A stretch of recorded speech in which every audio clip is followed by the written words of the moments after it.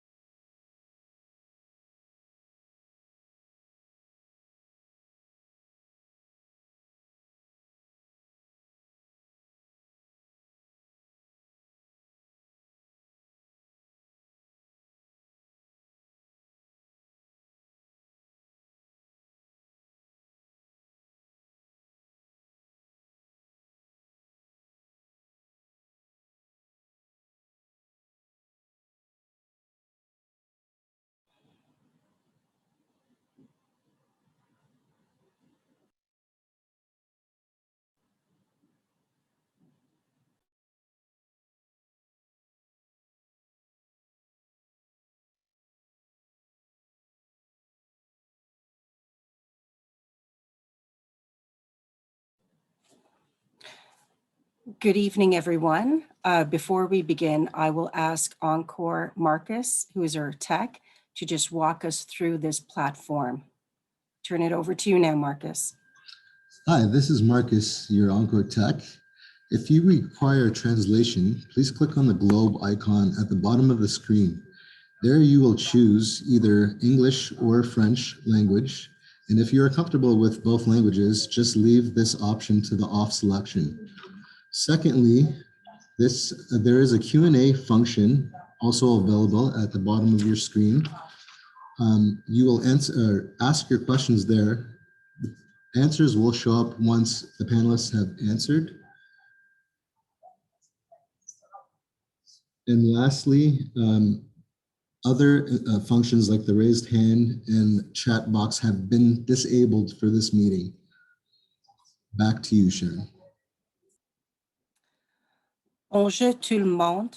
Je m'appelle Sharon Good D'Souza. evening. My name is Sharon D'Souza, and I am the VP, Executive VP, National Executive VP of PSAC.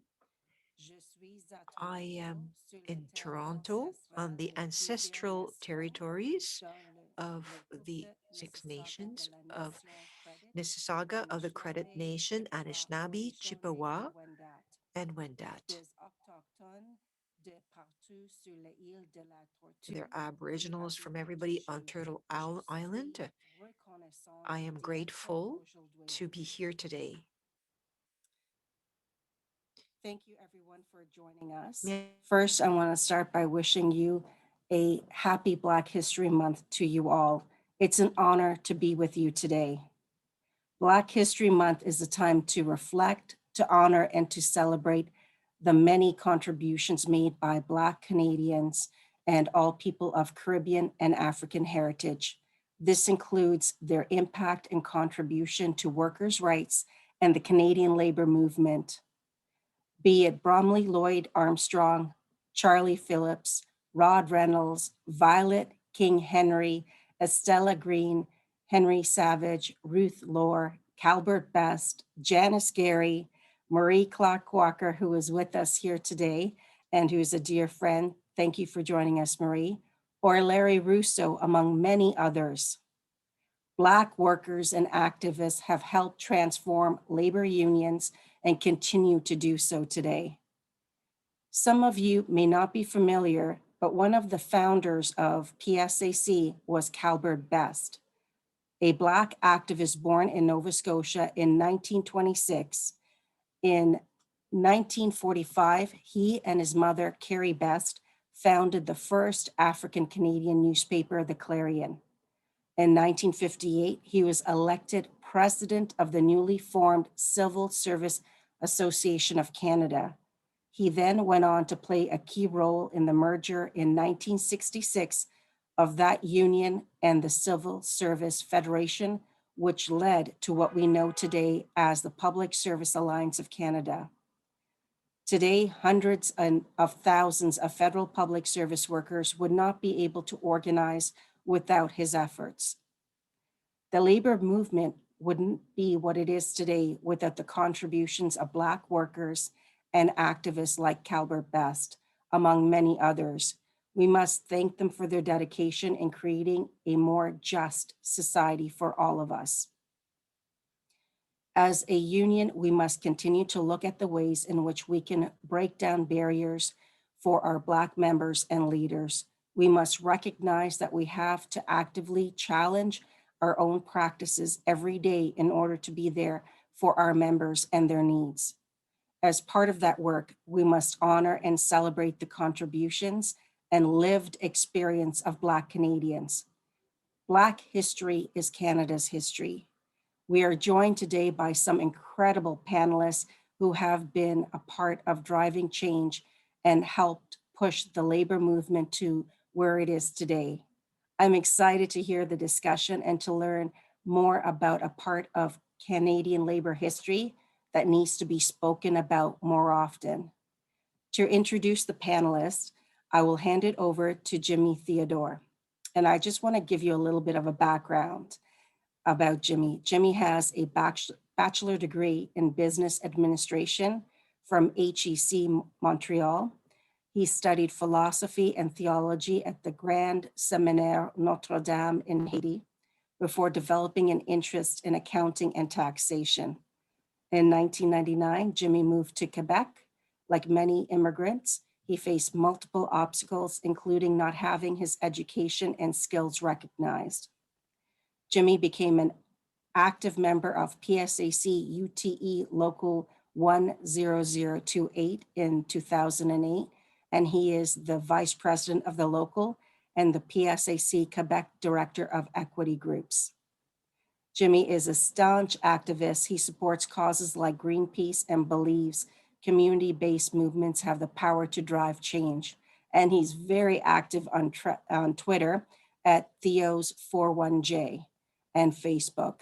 In advance, I'd like to thank all the panelists, the moderator, Jimmy, as well as to thank the organizers of this event and say to you all, happy Black History Month.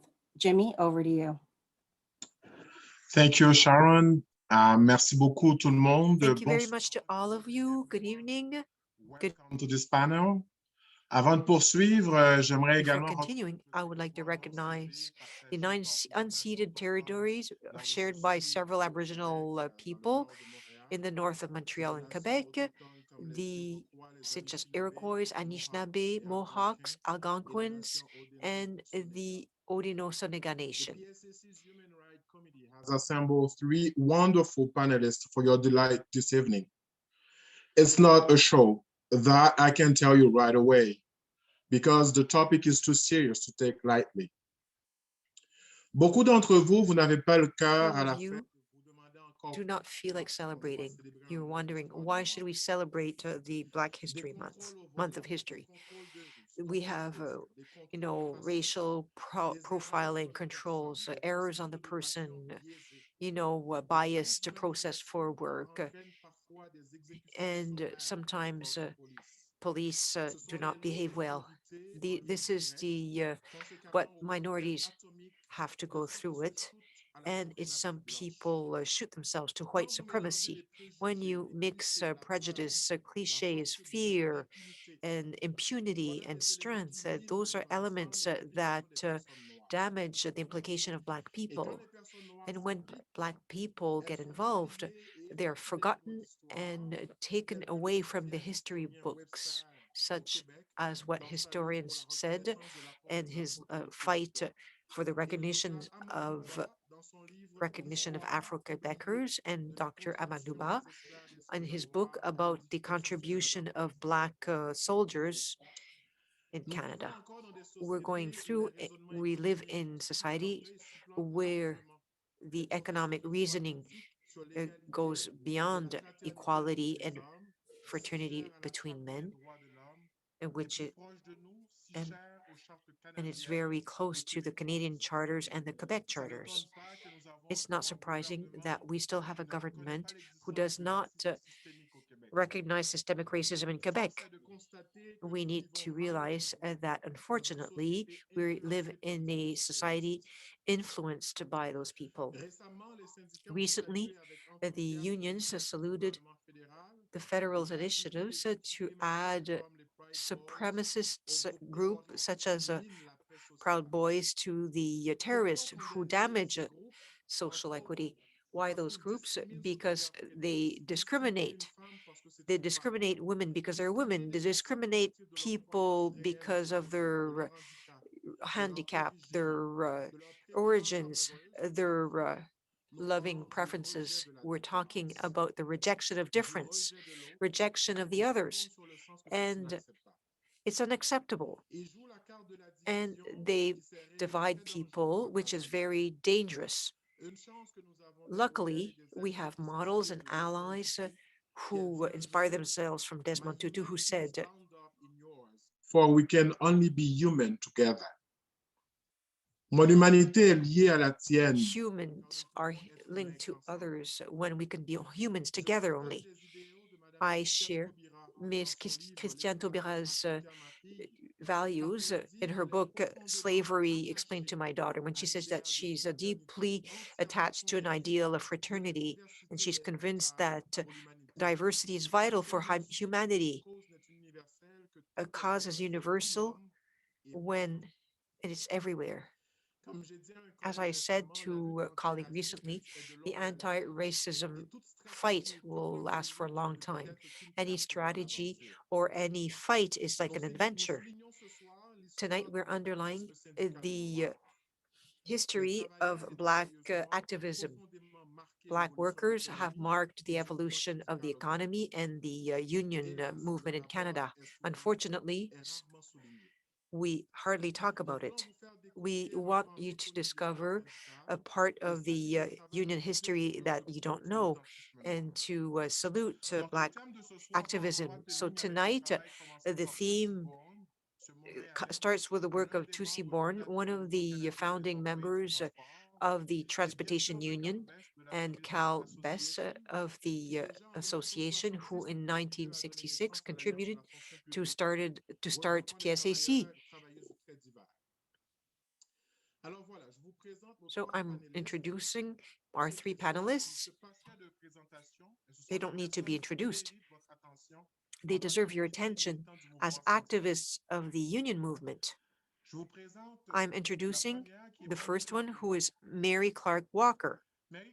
Mary Clark Walker, Vice President Labor of a national political party and the first racialized woman to hold the position of Secretary Treasurer for the Canadian Labour Congress.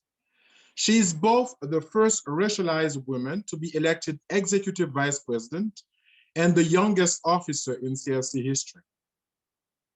Mary served as Executive Vice President for 5 terms before being elected Secretary Treasurer in 2017. Alongside her work in Canada, Mary is a titular member of the International Labour Organization governing body. In 2017, she served as a Vice President, Workers, of the annual conference. Most recently, as the Worker Vice Chair, she helped to negotiate the Historic Convention and Recommendation on Violence and Harassment in the World of Work. Family and community are central to Mary's life. As the proud mother of 2 sons, she is a dedicated femtor and a staunch believer that social justice is essential to universal, lasting peace. Notre deuxième panéliste ce soir, our second panelist tonight, comes directly from Quebec. Marc-Édouard Joubert is the eldest son of Haitian parents who immigrated to Montreal in 1966. From a young age, Marc-Édouard learned about differences and the difficulties that sometimes come with them. He was hired by Canada Post, where he was inspired by several seasoned shop stewards. After patiently climbing the union ladder, Brother Marc-Édouard was acclaimed president of the FTQ Area Council for Metropolitan Montreal in 2016 and in 2019.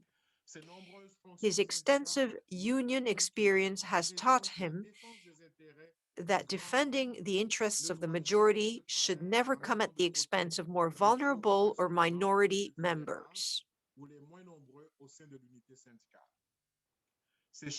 His areas of interest include theology, sociology, and philosophy. He often thinks about interpersonal relationships and how power dynamics are perpetuated. And our third panelist, In notre last but not least, Craig Reynolds. Craig became Regional Executive Vice President, REVP for Ontario in September 2020.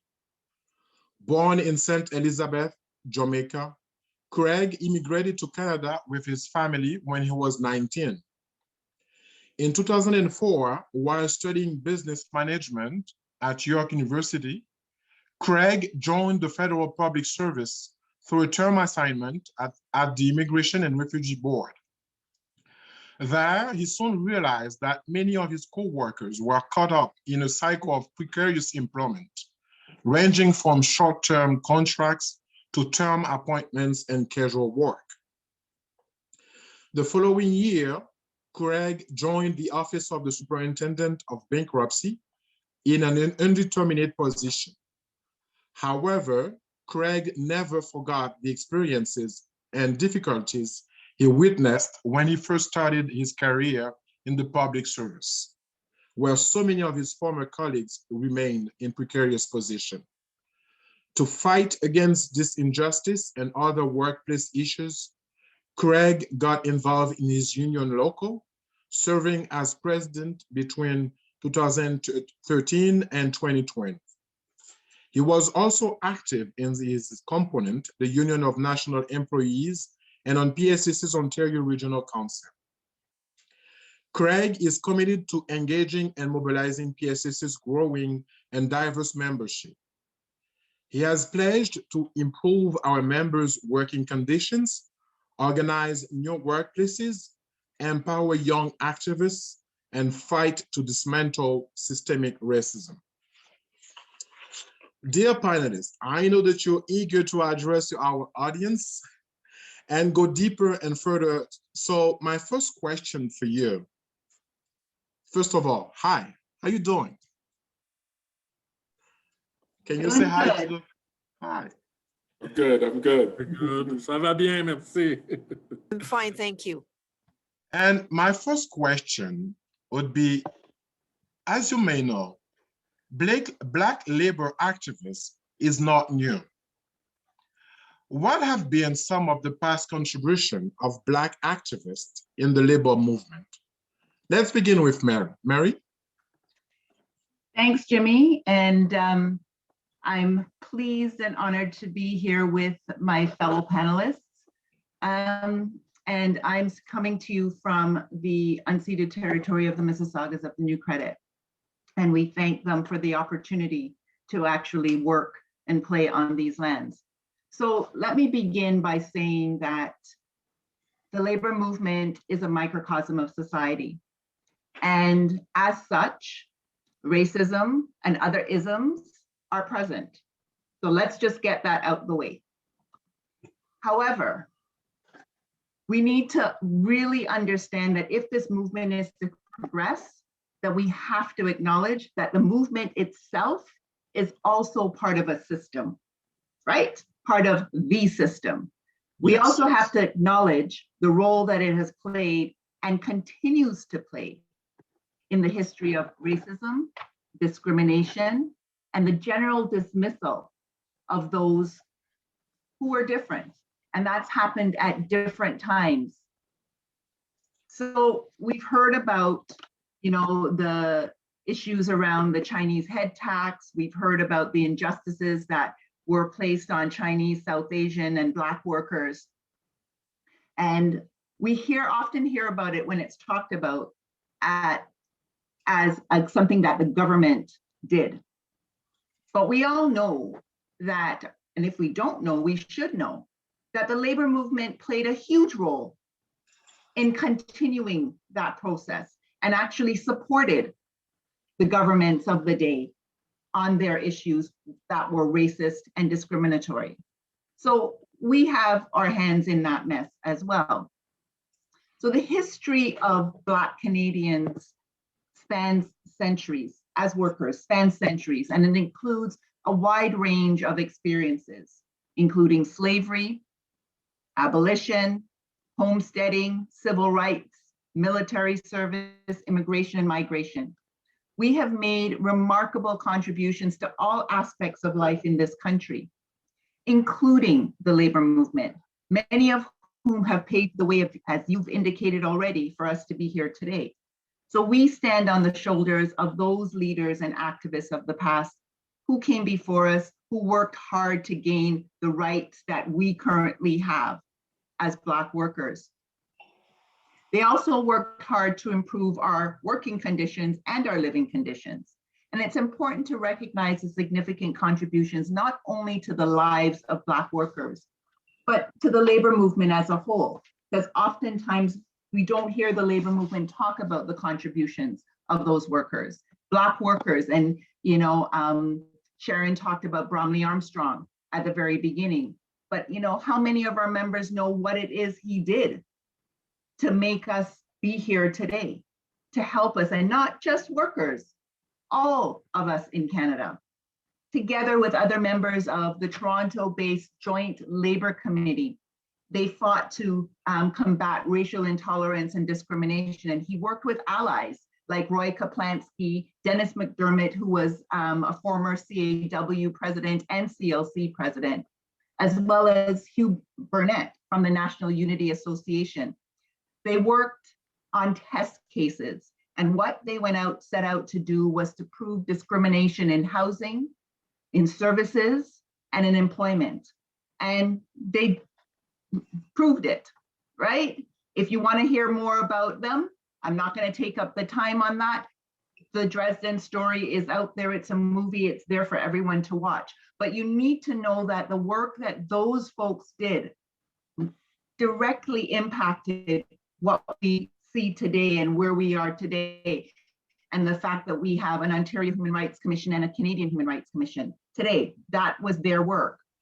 Talk about the first Black citizenship judge, Stan Grizel, who negotiated on behalf of the very first union. And I know that one of the other panelists will talk about them. The first union organized for and by Black Canadians, the Order of Sleeping Car Porters. Sharon also talked about Cal Best. But do we really understand the fact that most of the labor movement, many PSAC members didn't know who Cal Best was? They don't talk about it. People don't get that education when they join the labor movement. People like Ed Blackman, who was the president of the CUPE Local 500 in Manitoba. You know, he was an essential part of the labor movement, but very rarely do we hear about him. And in speaking about labor trailblazers, we can't forget the women who blazed trails. Yeah, a PSAC member, Lynn Jones. And you know, Lynn comes from a long family of activists, both labor activists and civil rights activists. But how many people know she was the very first Black person to join the executive ranks of the CLC as the national vice president representing workers of color? That's what we were called at the time. She was also the first Canadian-born Black woman to run in a federal election. And she also was part of the CLC delegation to South Africa in 1994. So there are people out there. Like Lynn, we have Janice Gary, another leader that has a long history of activism. Her family has a long history of activism in the labor movement.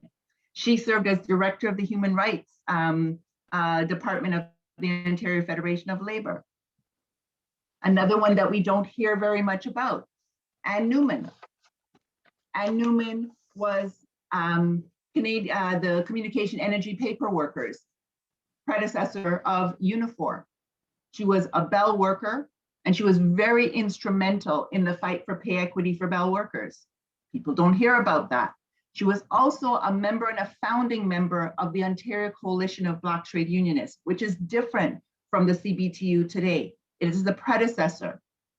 And what she used to do was to make sure that she got the young people involved, young Black men, young Black women involved in the labor movement. She got them interested in the labor movement by talking about what the OCBTU did and encouraged them to join. Then there's June Veacock, again, the very first president of the coalition, what we know today as the Coalition of Black Trade Unionists. And she was also a director of human rights at the Ontario Federation of Labor. One may know or may not know, and so one of the panelists will talk about, I'm hoping they'll talk about the issue around the nurses in Quebec. But June advocated on behalf of nurses in Ontario and won a major case around systemic racism that changed the way in which hospitals did things. We can't forget Phyllis Gallimore. We talk about the women and the people who were part of, the public service. Well, we have Phyllis Gallimore, who, passed away way too soon, who encouraged women to get into the trades. And today in Toronto, they have Sisters in the Trades. And again, Phyllis Gallimore founded Sisters in the Trades. Muriel Collins, the very first Black woman to hold a position at the National Executive Board of my union, the Canadian Union of Public Employees. And ask most members who she is, other than the folks in Toronto who knew her or now live in a co-op that's named after her. Very few people don't know that she paved the way. And there's so many others, Carmen Henry, you know, I'm going to start to name names and get in trouble, so I'm not going to do it, but there's so many others. So while we honor these leaders, it's also important to note that there have been many, many others who've contributed to the labor movement's wins and gains, whose names we might not remember or not recognize ourselves, but they're meaningful or important when it comes to impacting the lives of Black workers and communities. And we must commit to tell their stories. And as I said, there are many others out there who paved the way for leaders like me to be here. And oftentimes they go unmentioned. However, we have a responsibility. Those of us who are listening to this webinar today, those of us who are panelists, we have a responsibility to make sure that that no longer happens. We all have that responsibility to ensure that we don't forget these names. And so when we look at labor history, they are not forgotten, and people understand that they are where they are. We are where we are because of their work. And there's so much more to go on in the history. We could do this webinar as we were talking today for hours and not get through it. But I'm going to stop there and let questions come later. Wow, that's a big speech. I mean, thanks a lot. I mean, we learned a lot. Hopefully, the audience like it a lot. I think I see questions coming in, but first I'll go with Craig. Craig, can you jump in? Sure.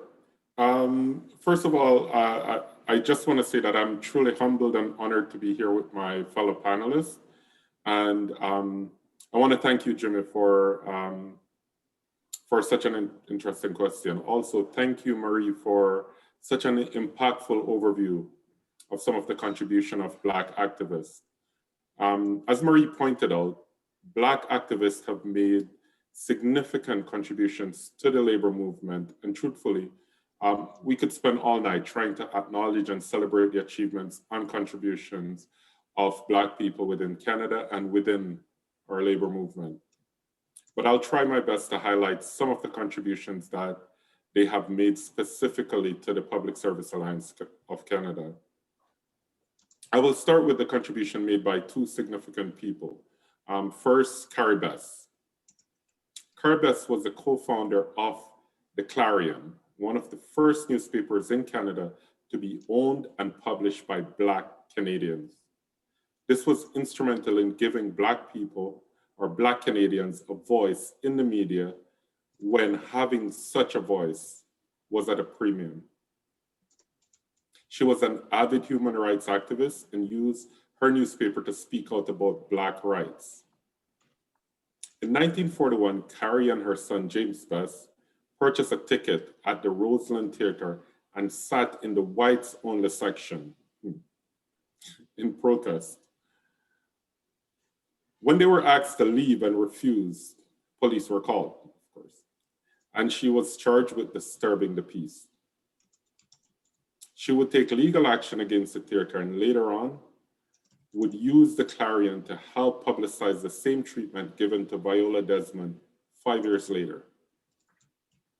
As I mentioned earlier, James Best was the son of Carrie Best. Most of you know him as Cal Best, and Sharon mentioned his name earlier, Marie mentioned his name.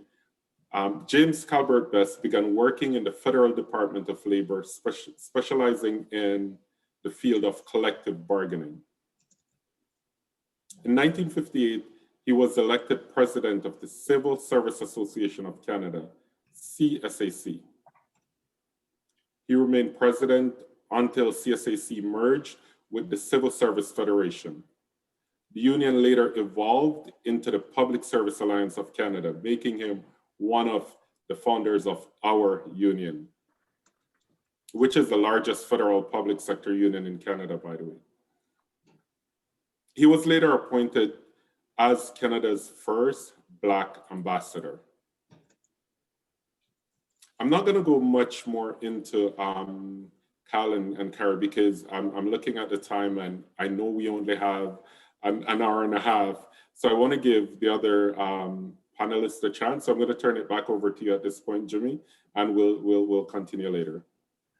Thank you, Craig. I mean, it was precious what you added to what Mary said. I do have two questions, but before we go to the question from the audience, je vais aller directement avec toi, Marc-Edouard. Le I'm going to go militantisme. to you, Marc-Edouard. Black activism, Black worker activism is not something new. What can you tell us about past contributions of Black activists in the labor movement? Thank you, Jimmy. Thank you to everybody for this opportunity. I do recognize that I am in Montreal on unceded Mohawk territory, mainly, along with Wendat and Anishinaabe Nambe territory. I would like to briefly speak about the worker movement of the first Black union in Canada, which is the Union of Black Porters. So to put it into context, just quickly, at the end of slavery in 1834 in the British colonies, in the United States of America, there in 1861 to 1865, there was a war. 30 years later, it would be utopic, and I want to say that right off the bat, to believe that the end of slavery, end of legal slavery, brought an end to discrimination against Black workers. So I really want to establish that as a foundation for what I'm going to be saying. So we noted an expansion of rail traffic, and Black men found work as porters. Now, what were porters or are porters? These are people who mainly carry luggage at embarkation and debarkation of trains.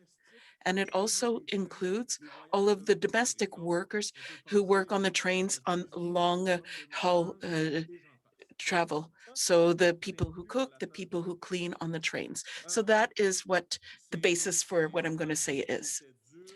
These were hard jobs, were reserved, you could say, for Black workers. In 1917, Black workers in Canada decided to organize, and they created their own union, the Order of Sleeping Car Porters, the first union for Black workers in Canada. So remember, John A. Robinson, G.W. Barber, P.F. Jones, and P. White. These were the four founders of that union. But because you have a Black union, do you have immediate automatic access to equity? No. And I'm just going to give you a little story. And in parallel with all of that, there were two main railways companies, CP, Canadian Pacific Railways, and Canadian Northern Railways. In that other company, Canadian Northern, there were also Black porters organizing. And in the following year, in 1918, they made a request. They requested to have access to a union, the Quebec Fraternity of Rail Workers. But they were told, no, you're Black. The same year, they made a request, and I didn't know this. They also made a request to the labor workers of Canada, and they were told, no, you're Black. The two organizations refused them in 1918, refused them to adhere to this established union. So what happened in 1919? Under pressure, the Canadian Brotherhood of Black railway workers did accept these Black workers, but they were told that there is a collective agreement that denotes two groups. And that's not how you do things in unions. Everybody's on the same footing, and normally everybody's considered equal. But in this case, they had a certain stipulations for Black workers and others for white workers. And that discrimination continued from 1919 to 1964, when it was prohibited for Black workers to become mechanics or locomotive engineers, drivers. So why am I explaining all of this? I don't want us to self-flagellate here, but I want to show you that the work that's been done has been a long time coming, and I want to recognize the contributions of one of these leaders throughout those years. You know, what happened between 1919, 1964? Well, I do want to talk about the 40s and Stanley Grizzle. He was a union activist. He was the president of the Brotherhood of Sleeping Car Porters. Now, you must understand that the way it was structured, white personnel could serve in the eating in the cafeteria cars, but Black porters could only carry on and off luggage and clean up. They weren't allowed to serve in the dining rooms. So he fought for a change in that area. And he also fought in the 40s for Black porters to have a name badge with their real first names on them, so that they wouldn't be called boy, or so that they wouldn't be called, hey, George, because all Blacks in those days were called George. You know, sometimes people tell you, oh, you all look alike. It's hard to tell one apart from another. You gotta be careful of that type of rhetoric, because that's based on racist mindsets. And Stanley Grizzle fought, and don't forget, now this is the 40s. He fought against it, and he became a public service, a politician, a judge, a Canadian citizenship judge, and he eventually even received the Diamond Jubilee Medal from the Queen for his service to Canadian democracy.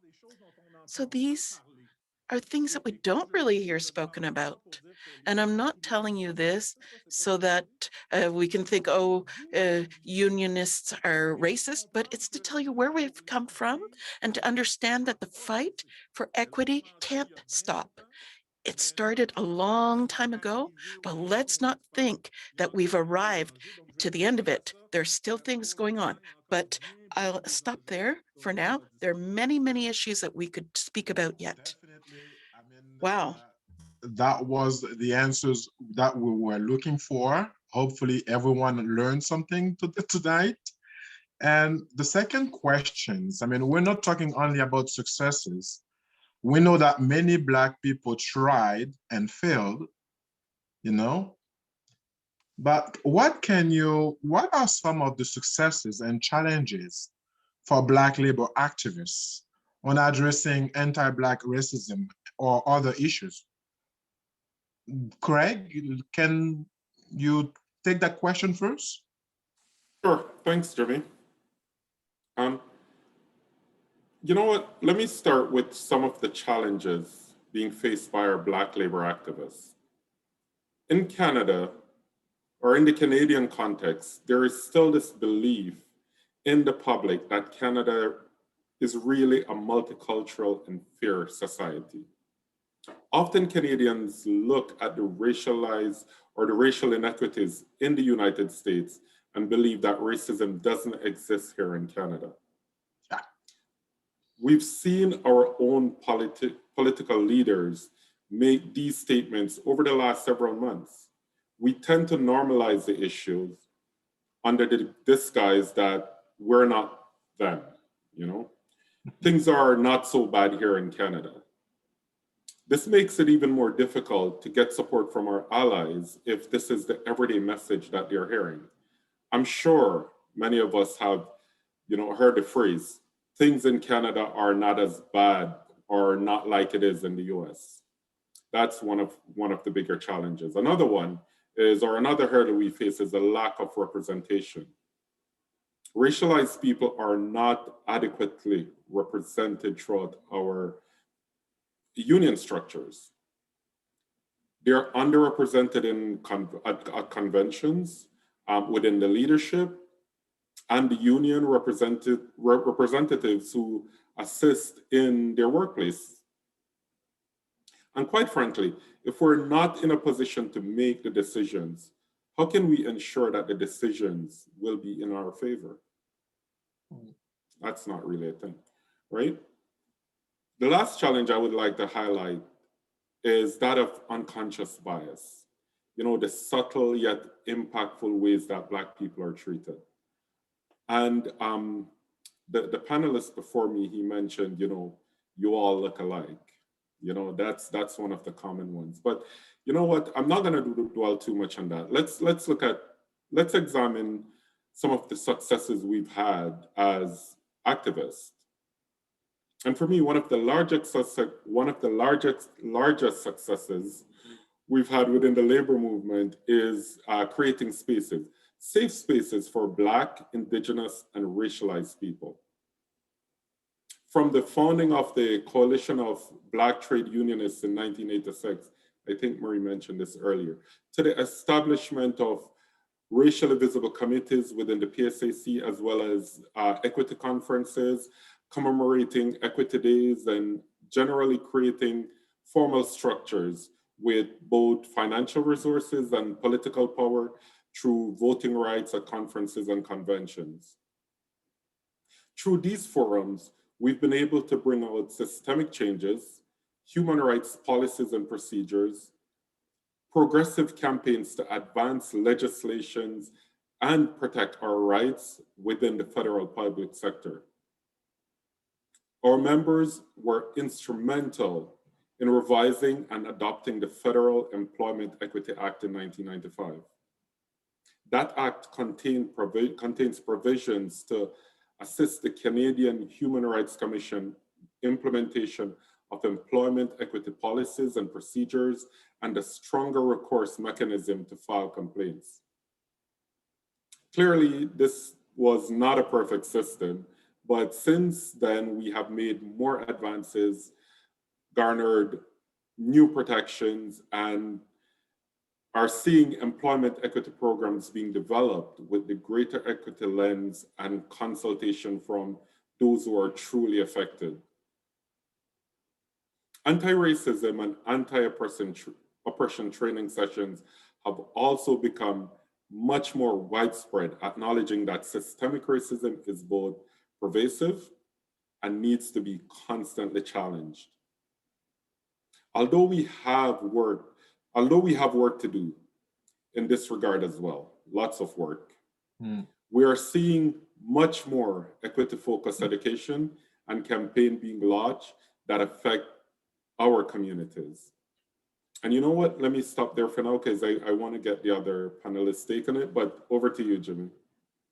Well, thanks, Craig. I mean, that means hope is permitted. And wow, of course, it's still a work in progress. Marc-Edouard, aurais-tu des exemples, justement, de succès? Marc-Edouard, do you have examples of successes and challenges met by Black unionists? Yes, like Greg, I'm going to begin with the challenges and finish off with something sweet, our successes. What I'd like to say tonight is that our main challenge, and we did talk about it a bit among ourselves so this morning, is that we have to reprogram our value system. And I'm not going to say this lightly. History gave us an ethnocentric white vision, and I'm going to explain that. We went to school.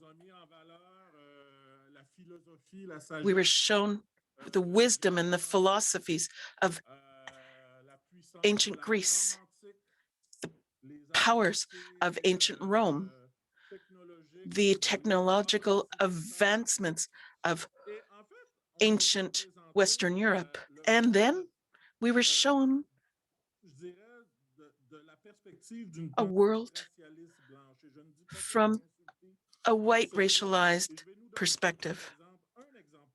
And here's one example in particular. When I was young, we were taught that about the succession of major world powers.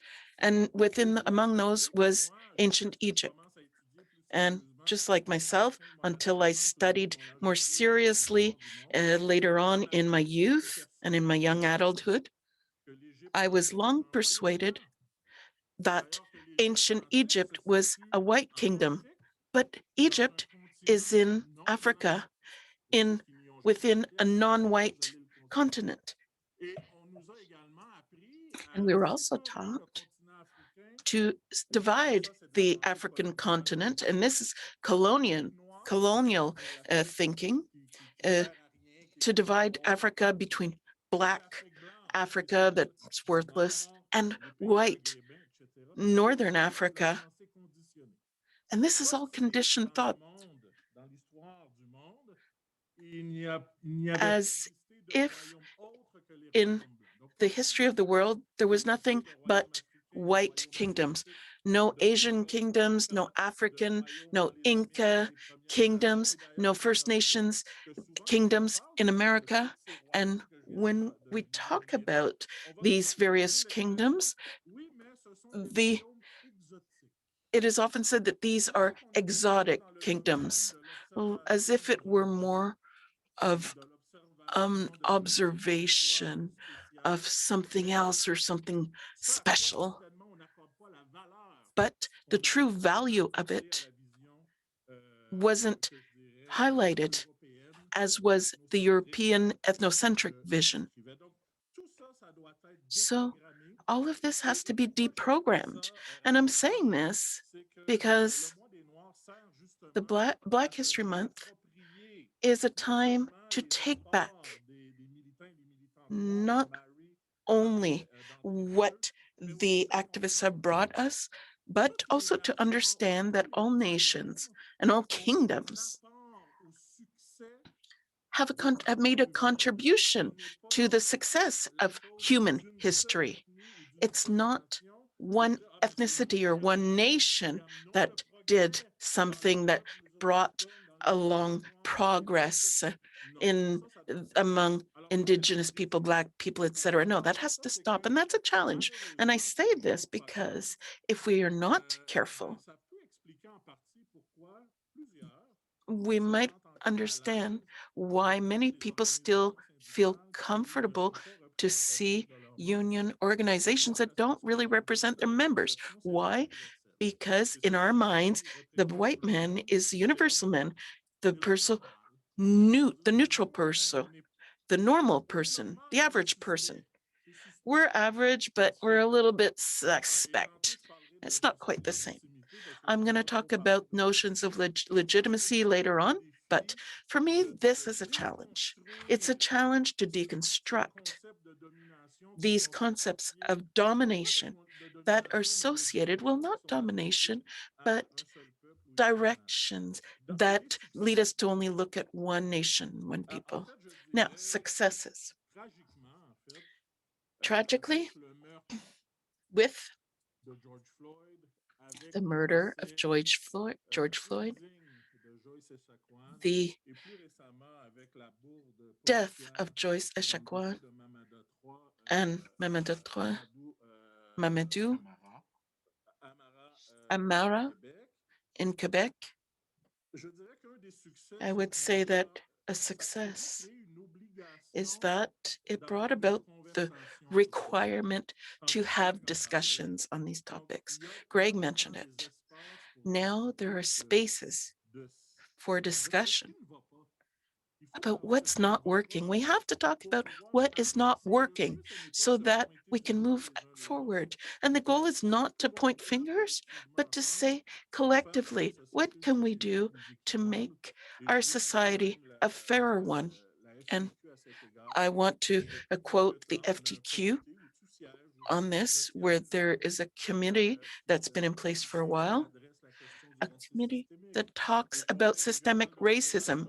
At the Montreal Regional Council, we have a committee as well. There is an observation group of racial inequalities, not to discuss discrimination at hiring, but often what we don't address, we don't take the time to address is that once that person is hired, we magically think that discrimination disappears. Hey, you're Black. You should be happy to have a job, a unionized job, a federal job. What are you complaining about, Marc-Edouard?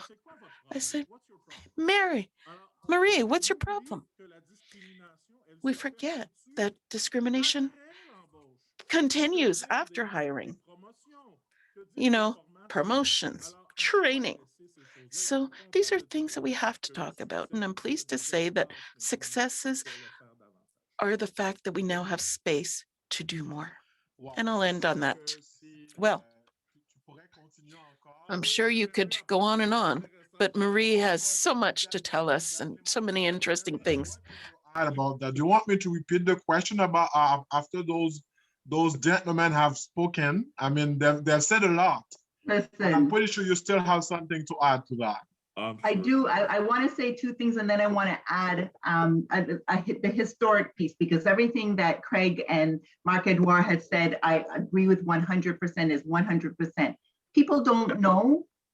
So I guess the question to both Marc-Edouard and Craig with respect to what we're talking about, successes and challenges, and the challenges that have come recently, are those challenges, are those successes, that have come, is it because it's the politically correct thing to do right now because all eyes are on you, or are you doing this because you truly believe this? And for all those who think that workers in Africa and people in Africa were behind, the oldest university in the world is in Timbuktu. So let's talk about where we come from, and the history that we have brought, not just people who are Indigenous, not just Black people who are Indigenous to Canada, but Black people who have come to Canada and joined this labor movement. There's a lot that we have to offer, and very rarely are we asked. And I know I've gone on a tangent, and we can come back to that tangent because that's a part of this discussion that I like.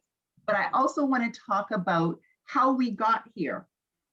So I've been tasked with doing some of this history, and people need to understand how it is that all of us came to be. So in the early 80s, the Ontario Coalition of Black Trade Unions was formed. And that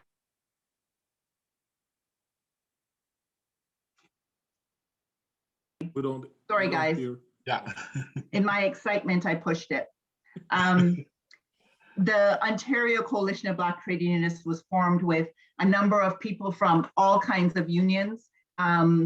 People that, again, names you may have heard, names you may not have heard, from almost every union in at least that was in Toronto proper. There were people like Carmen Henry from CUPE, Yvonne Bob from OPSU, Livy Holder and Peter Birmingham from CUPE, Cleve Moore, I believe Cleve was Steele, and Newman, CEP, you've heard me talk about June Veacock, Dory Smith, and St. Clair Wharton. And I want you to remember the name Dory Smith.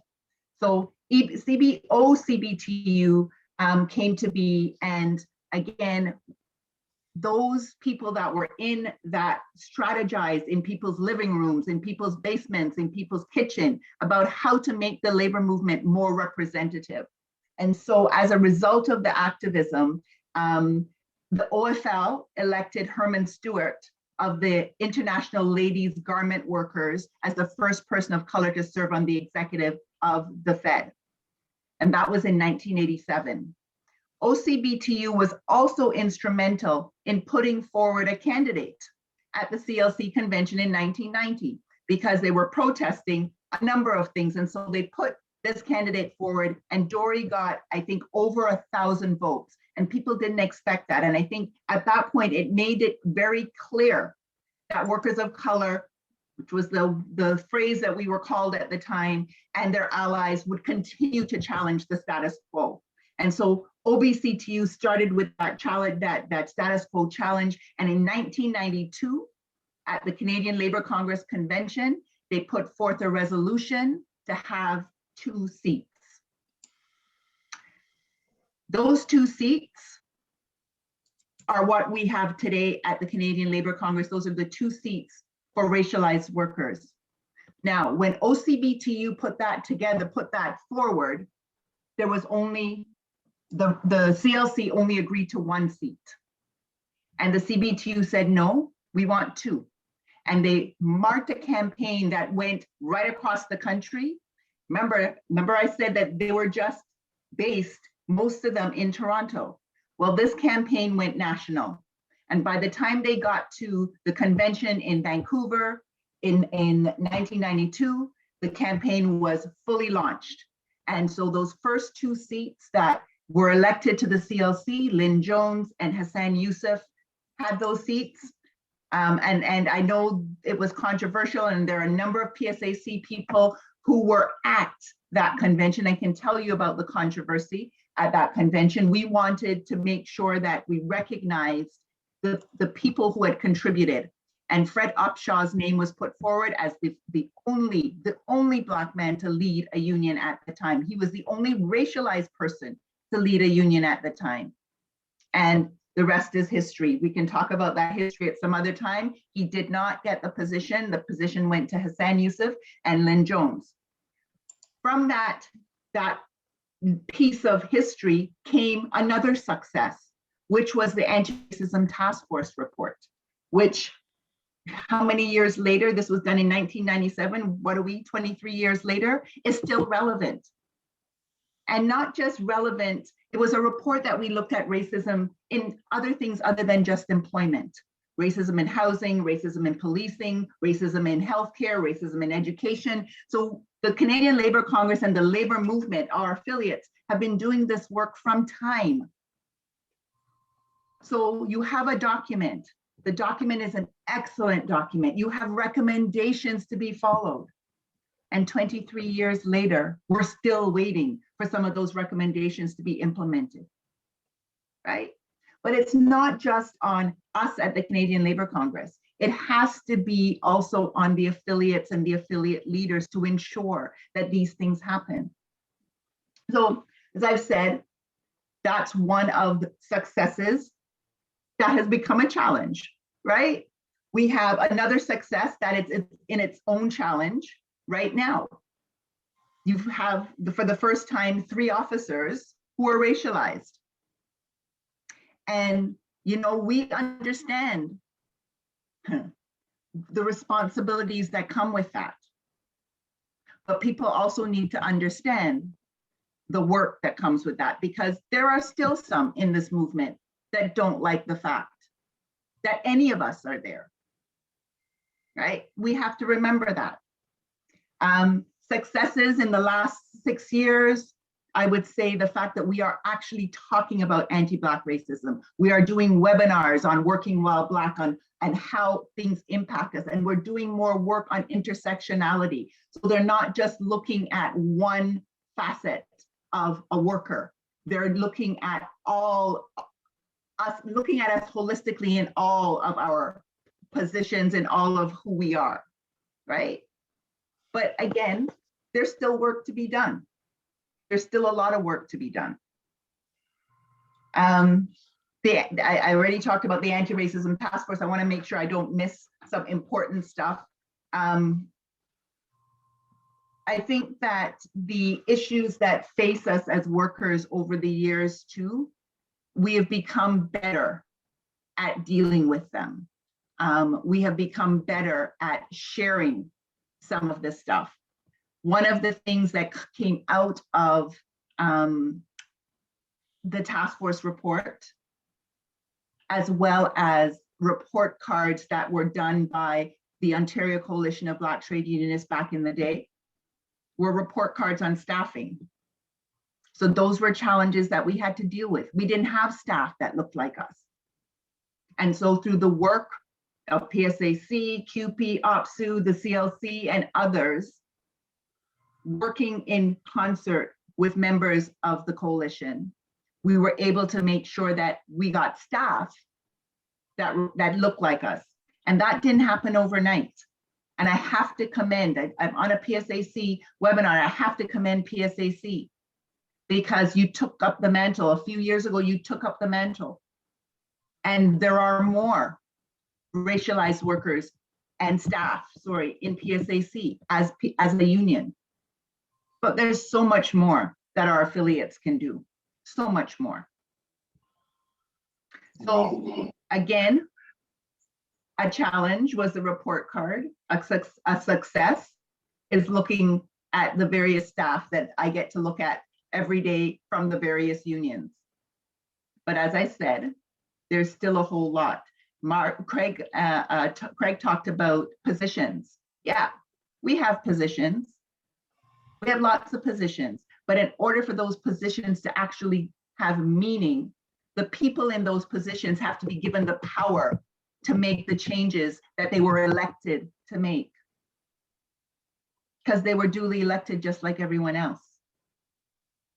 As a union, as a central labor body, as affiliates, we have to take all of the experiences of our membership into consideration. Don't make assumptions that because we're born in Canada or you didn't, start in the Canadian labor movement, that you don't know about organizing and labor movements. All of us here on this panel come from countries where the government parties all came out of the labor movement in some way, shape, or form. So we know. And so we're asking and demanding still that our positions, our situations, our experiences be taken into consideration. There is so much more, so much more. The fact that we are having this webinar is a success in itself. So I'll stop there. Yeah. Well, thanks a lot, Mary. I'm pretty sure there's plenty to say. And just for you folks, just a reminder that this session is being recorded. So if you want to share all the knowledge that you're getting tonight with the other folks that can't attend, it will be available for you. And to keep up going with the conversation, I would go with Marc. Marc-Edouard, en fait, et oui à le passé. Yes, there's the past. Yes, there's the present. And the theme of the Black Month of History, Black BMH, is the future now. So the future is now. According to your experience, what would be the actual objectives of the BHM? Marc-Edouard answers, I would like to concentrate on one theme. We need to have shorter responses. I would like to talk about legitimacy. Earlier, I was talking about the universal perspective. The white man is what's normal. So often when we see leaders, particularly people seeking equity group,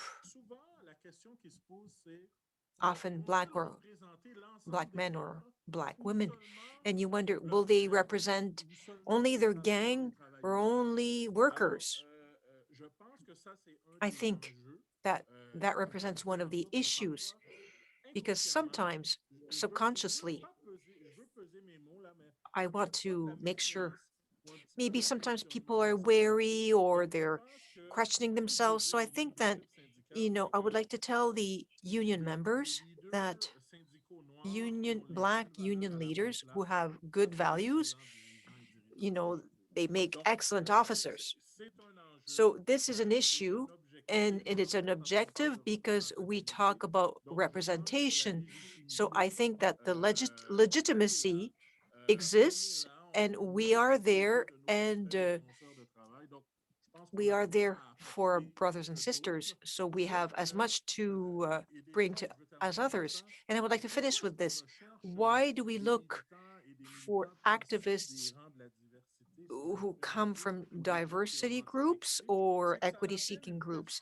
It's because it's a complementary perspective, which allows to better understand the realities that are often ignored. So that is the objective. It's not simply that we want power. It's not that.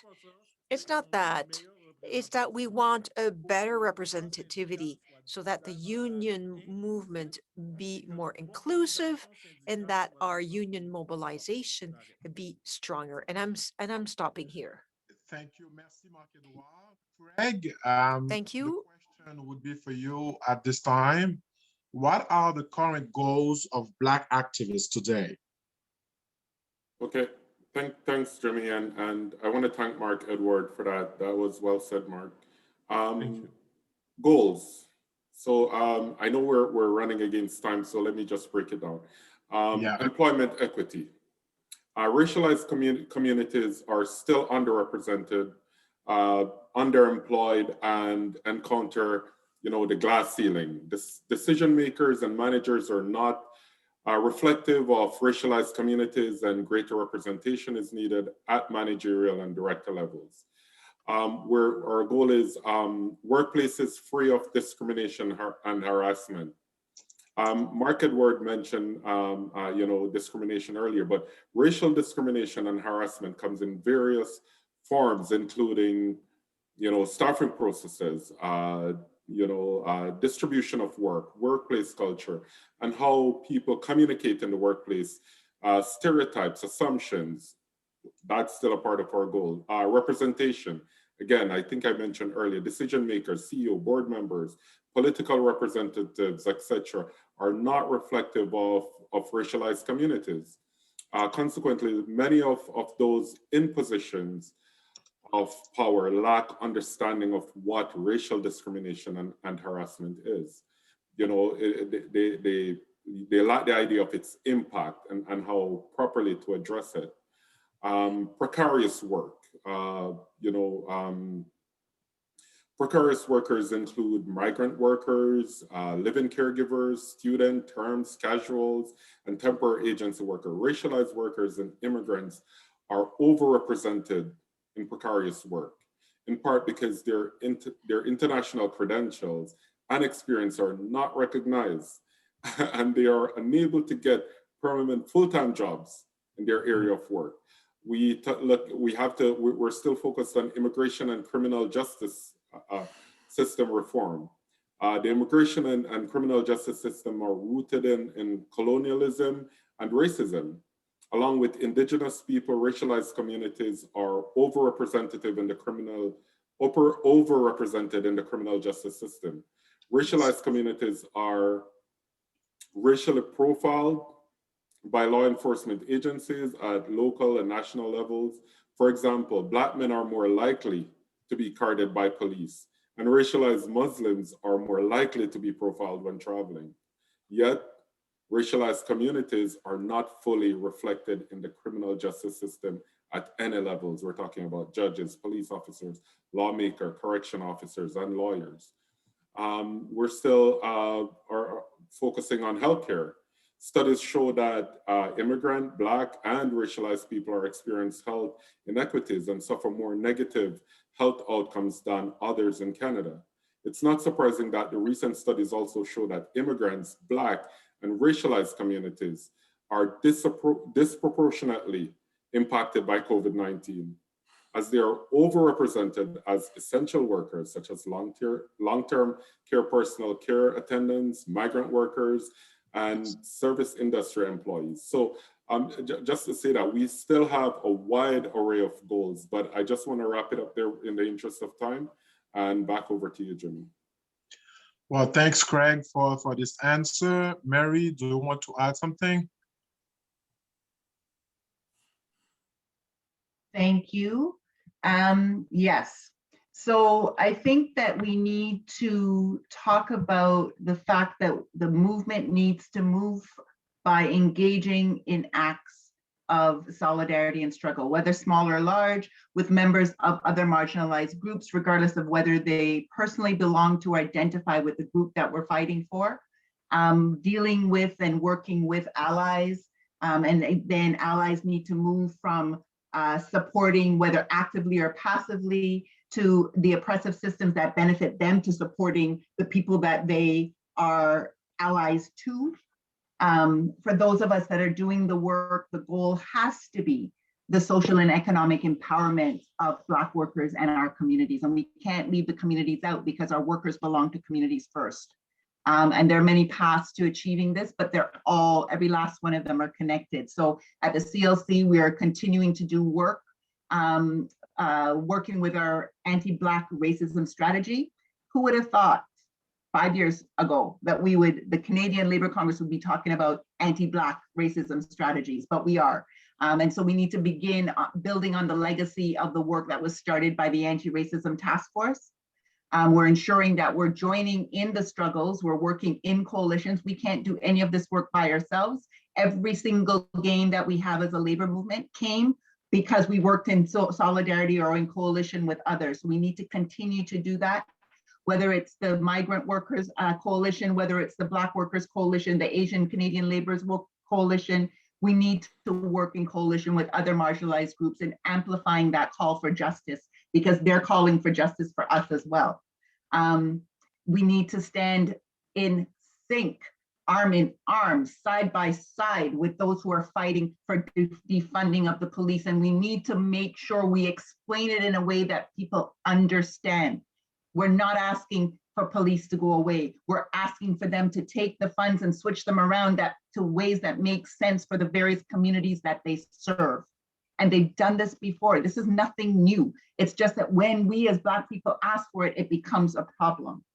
And lastly, we need to put some effort into getting more Black workers involved in union work as members or join unions. I tell people, join the Coalition of Black Trade Unionists, because it's the only place where you have a voice that can be amplified towards the larger labor movement. Because when we say things and do things in a critical mass, we tend to get noticed. So join CBTU if we want to defeat anti-Black racism. We need to create change in our unions. And one of the ways to do that, and I talked about it today, we need to make sure that every single leader of every affiliate, every labor council, every federation of labor, the CLC, the FTQ, that every single person that's vying for leadership takes a leadership course that has anti-oppression and anti-Black racism in it. And I do not want people to come and tell me about a 1-hour course or a 2-day course. They need to take a proper course. They make all of us take week-long courses when we're going to do arbitration and collective bargaining. Well, leadership need to take the courses that deal with the people that they're representing. Yes. Breathe, Marie, breathe. And so the labor movement as a whole has a lot of work to do. And we need to, again, stop pointing fingers at others and do the work internally. We cannot be taken seriously if we're telling governments to do employment equity studies, if we're telling or put forward employment equity legislation, if we're talking to governments about putting forward pay equity legislation, and we're not doing the same things in our affiliates. So I know that that's a whole lot. Despite all of that, we have made some progress, but we still have so far to go. But I'm really happy that we're going there together. Thank you. Wow, c'est la meilleure façon, un That's the meilleur wrap-up. best way, it's the best wrap up. You know, it's the best wrap up for the discussions. So we received other questions. Yes. That one is difficult. How do we as union commit to advancing Black leadership when the national leaders change from a white woman to a white man?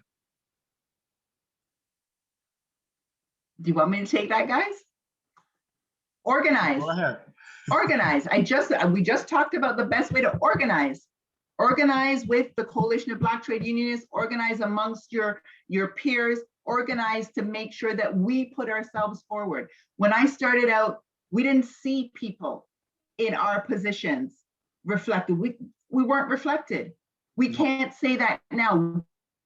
We have folks in positions, top folks that you want to assist you. People know my email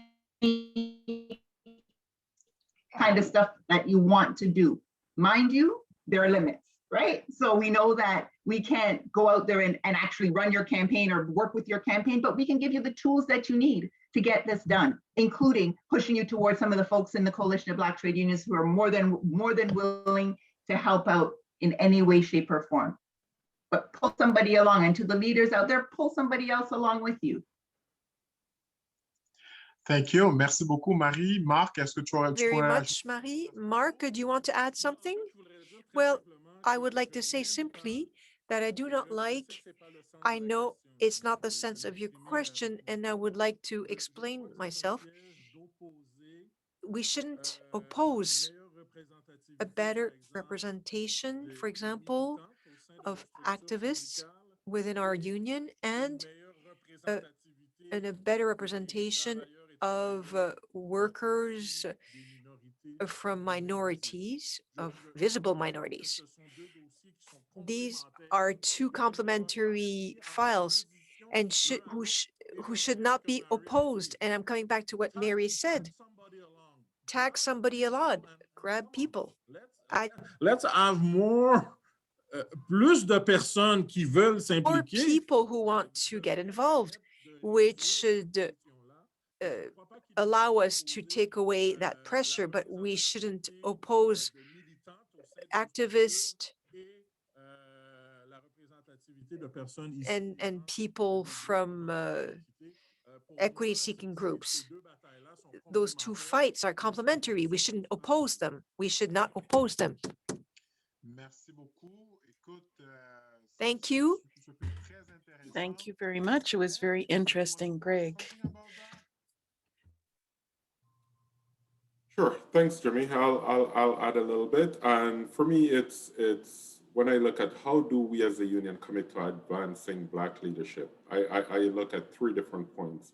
I look at education, I look at support, and I look at organizing, as Marie said. And I'll just touch on organizing a little bit, but in terms of education, we have to make sure that as union leaders, as activists, as people who are interested in obtaining leadership roles, that we educate ourselves on the challenges, on some of the challenges. Not to say that we're not already educated, because I believe by far we are more than overqualified, but we have to learn their game to beat them at their plots, okay? So we educate ourselves. The second part is support. Marie mentioned it, Mark Edward mentioned it. If you're a person in power, bring someone along, pull someone up. If you're not, and you see your brother or sister out there, you know, trying to push an agenda, trying to move forward, support that person. Just simple words. How can I help? What can I do? Right? And finally, organize. You see something, you see a position that's perfect for one of our leaders, organize, get some support, jump in, and let's move towards it. Mary, can you jump in? You have something to add to that? I was just going to remind folks, don't forget your community, because your community holds you up when your labor family doesn't. So make sure that you continue that work that you do with community. And when Mark, Edouard, and Craig talk about support, it doesn't necessarily mean you have to be there in person to support. Start a WhatsApp group with the racialized folks that are in your workplace, in your union, however it is, and just every so often, hey guys, how are you doing? Anything going on? Just little things. Hello, that's what got me through. And we won't talk about the 6 years of exile, but that's what got me through, making sure and that I kept connected with my community, many of whom were labor activists, but more importantly, they belong to the community who supported me and continue to support me to this day. And as Sister McLean just said in the chat, she feels that Black history should not be reduced to just 1 month. And as Sharon said at the beginning, Black history is Canadian history. So Of course, yes. It's not only 1 month, and we have to make sure that our constituents know about Black history, about the names of the pioneers who trailblazed the road for Black labor activists and make changes in our society. I don't know if we have other questions coming in. Or if Craig, do you want to jump in just to see if we can talking about talking about advancing Black leadership, to have other point of view about that, on that subject. Okay, I'll just keep it very simple, and I'll go to an old African proverb: each one teach one, right? Each one teach one. So even though we're only, you know, given a month, or we're only looking at February as Black History Month, we keep this going day in, day out, 365 days of the year. I'll leave it at that. And well, we have one important question. I mean, we're asking people to commit and to be involved in union. La question qu'on a, peut-être je pourrais aller avec toi, And the Marc-Edouard. question we received, Marc-Edouard, you could ask that. Who's there to protect activists who denounce what happens? Those who denounce harassment are often put out. Who's there to protect these people who stick out their necks and get involved? Inaudible.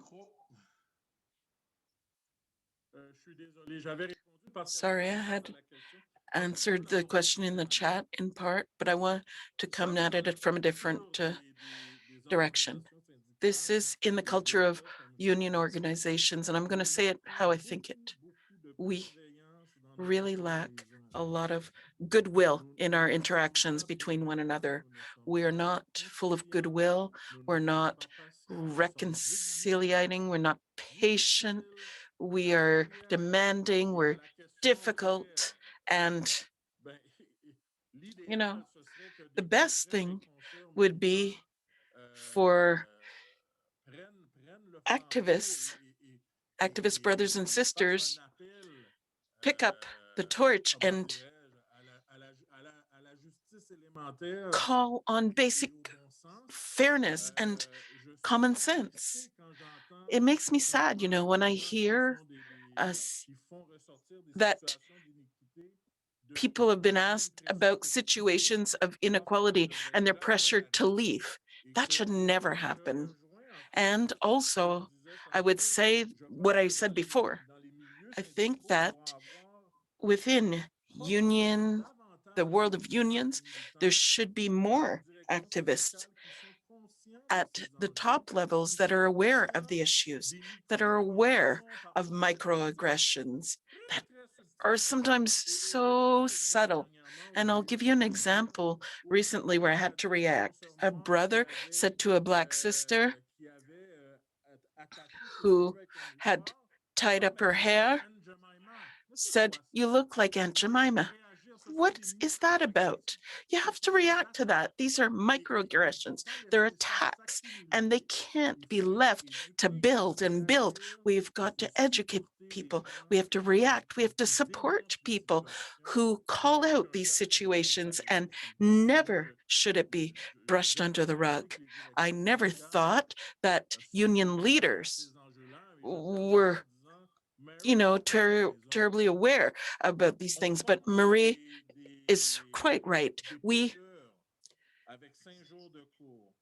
train people with 5 days, people in health and safety for 5 days. But when you talk about equity, it's an hour or two. That's ridiculous. People need proper training. We need to be able to recognize inequality and microaggressions. And it shouldn't be just one or two people who say that's not okay. It should be a group, because if you're a group, it's less likely that everybody will be thrown out of the union, their union roles. If it's only one person, well, they might see pressure applied upon them, but a group has to be able to see things that's going on. There are fewer questions now, so we have to make a differentiate between equality and equity. We have to get proper training about anti-oppression.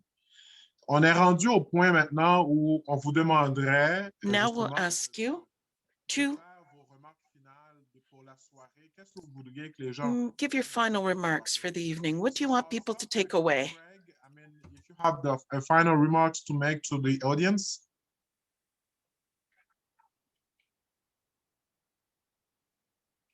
Craig? Sure, I'll start. I'll just say systemic racism affects all aspects of our society, but it is especially problematic in areas of policing, incarceration, access to justice, education, housing, healthcare, economic and political opportunities. We have had many successes and achievements, but we are still a very long way from racial equality. Let us continue the conversation. Thank you. Marc-Edouard? Oui, je veux citer. Yes, I want to quote a Chinese philosopher, An Yu. And I like to quote this philosopher. And what they said is, the person who sits at the bottom of a well to contemplate the sky will not find anything small.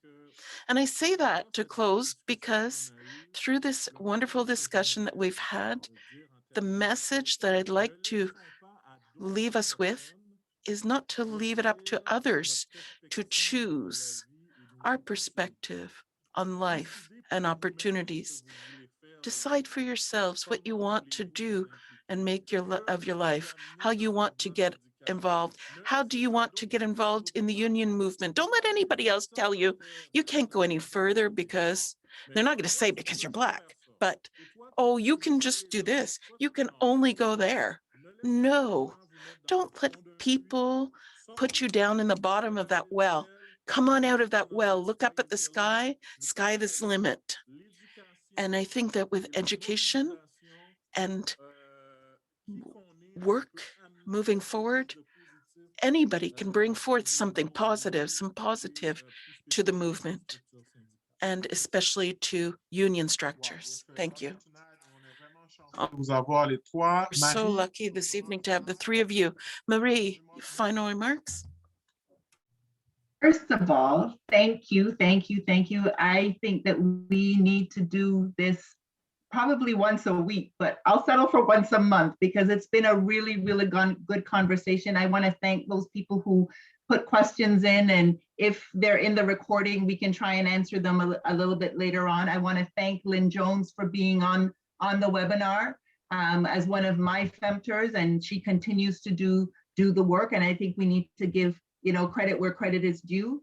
I want to tell people that as Black people, while the rest of the labor movement is fighting for equity, as Black people, we are still fighting for equality of treatment and equity, and that's important, right?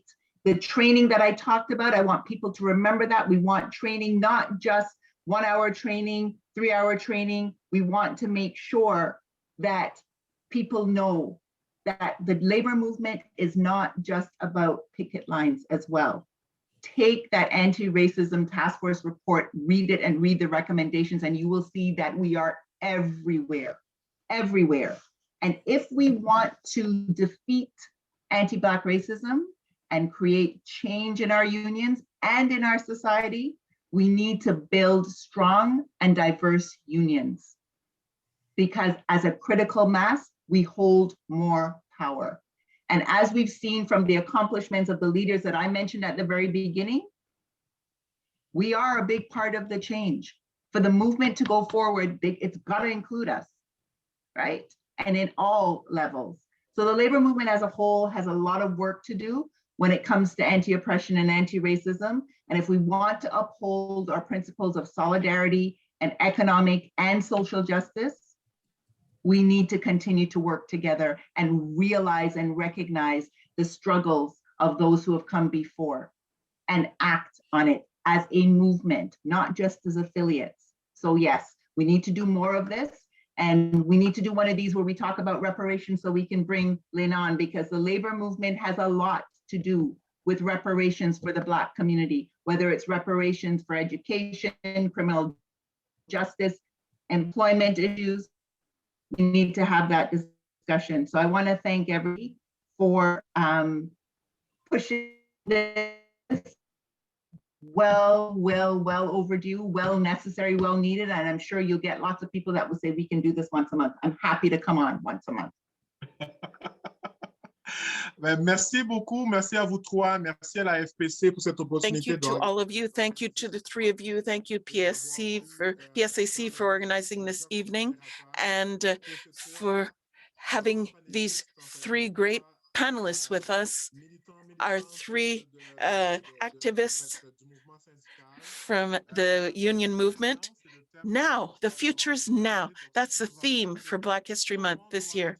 So we understand that everybody must participate in building tomorrow. Today, the fight continues. Black Lives Matter. Thank you very much to everyone and a good evening to all. Solidarity. Thank you, Jimmy. Thank you, everyone. Good evening. Thank you. Thanks, everyone. Bye, Mary. Thank you very much. It was great. Craig, you all. great remarks. Craig. Thanks, Mark Edward. Was Thanks, really Jimmy. fun, eh? Thanks, And C'était vraiment amusant, et c'est vrai. On aimerait le faire tous les mois, bien sûr.